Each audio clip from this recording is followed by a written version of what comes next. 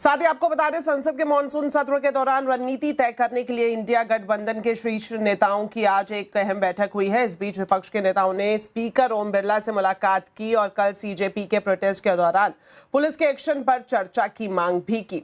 राहुल गांधी के साथ समाजवादी पार्टी के सांसद धर्मेंद्र यादव, शिवसेना यूबीटी सांसद अरविंद सावंत समेत विपक्ष के कुछ दूसरे नेता भी इस बैठक में मौजूद थे।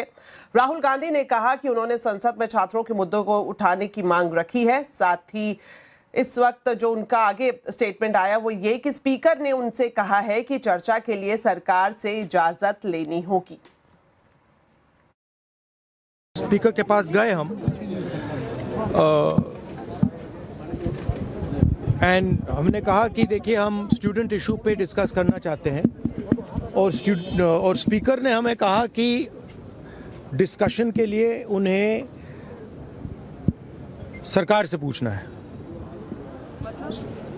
मतलब आप समझिए, speaker is telling us that to debate in parliament he has to take permission from the government.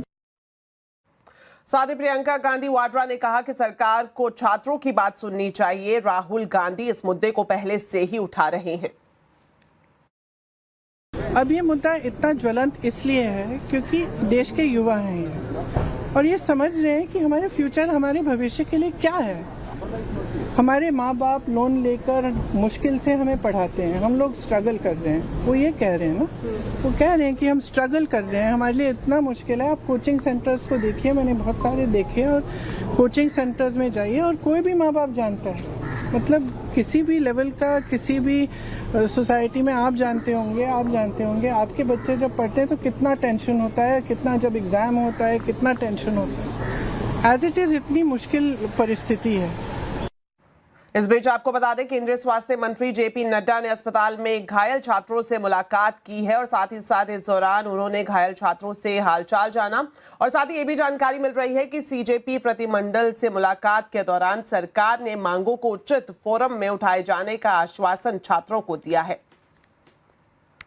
वहीं दूसरी तरफ विपक्षी नेता भी लगातार अस्पताल पहुंच रहे हैं। घायल छात्रों से मिलने के लिए राहुल गांधी, प्रियंका गांधी, अखिलेश यादव और अरविंद केजरीवाल समेत तमाम नेता कल पुलिस लाठीचार्ज में घायल छात्रों और एक्टिविस्ट से मिलने अस्पताल पहुंचे। ये तस्वीरें आप देख पा रहे हैं। सुबह से ही राम मनोहर लोहिया अस्पताल और सफदरजंग अस्पताल में लगातार विपक्षी दलों के नेता भी पहुंच रहे हैं और जो घायल छात्र हैं उनसे बातचीत कर रहे हैं।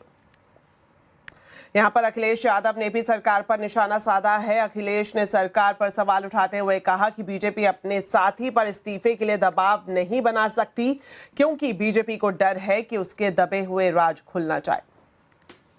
कल छात्रों के साथ, युवाओं के साथ हुआ है। कोई कल्पना नहीं कर सकता था कि आजादी के बाद इस तरह का व्यवहार किसी सरकार ने किया हो। सर पर चोट है, आंसू गैस के गोले चले, लोगों के सर पे टांके आए हैं, पैरों की हड्डी टूटी है, हाथ की हड्डी टूटी है, या टांके आए हैं। और यहाँ तक सुनने को आया और सोशल मीडिया पे जो वीडियोस आए हैं कि कभी हिटलर ने अपने पॉलिटिकल लोगों के साथ इस तरह का एक गैंग बनाया था। लगता है इस तरह के लोग थे जो प्राइवेट ड्रेस में थे और लाठी लेकर के लोगों को मार रहे थे। कभी हिटलर ने बनाया था और आज हम लोग भारतीय जनता पार्टी की सरकार में देख रहे हैं। ये कभी स्वीकार नहीं हो सकता है लोकतंत्र में। चलिए, यहाँ एक और बड़ी खबर आपको बता